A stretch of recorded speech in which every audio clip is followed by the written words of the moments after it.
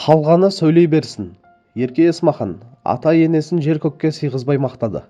Танымал әнші Ерке Есмахан ата-енесін айтып, өнеріне қалай қолдау білдіретінін жасырмады.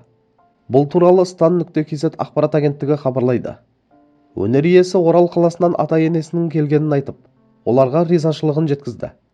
Эстрада жұлдызы дәл осындай әулетке келін болғанын мақтан тұтатынын және күйеуінің ата-анасын өмірлік бағы санайтынын айтты.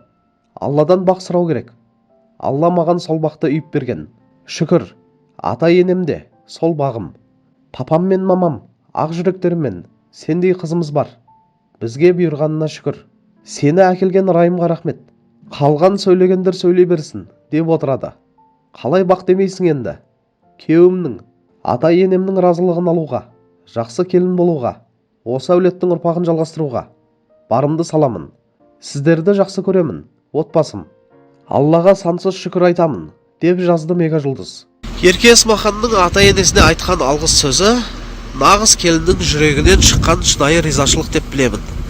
Ата-енем де сол бағым деуі, жақсы келін болуға барымды саламын деуі, қазіргі заманның үлгілі келіні қандай болуы керек деген сұраққа нақты жауап іспетті. Қалай ойлайсыздар?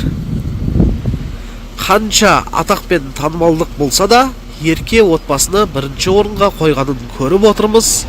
Күйеуінің ата-анасының разылығын өмірінің басты жетістігі деп бағалауы кішіпейілдік пен тәрбиенің белгісі.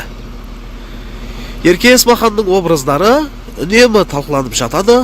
Бұл жолында оқырмандар оның сыртқы сұлулығына, нәзіктігіне тәнті болған екен. Бірақ ең бастысы ішкі сұлулығы мен адамдық қасиеті. Әдемі киім киюі бір басқа, ал елдің батасын алуы мүлде бөлек мәртебе. Ол бұл сөздермен тек өзінің бақытын бөлісіп қана қоймай, барлық қыз-келіншекке ой салды. Шынайы бақ жанұяда, сыйластықта, ата-ене разылығында екенін. Еркенің жолы ашық болсын, әулетіне көркем, өнеріне өрлеу тілейміз.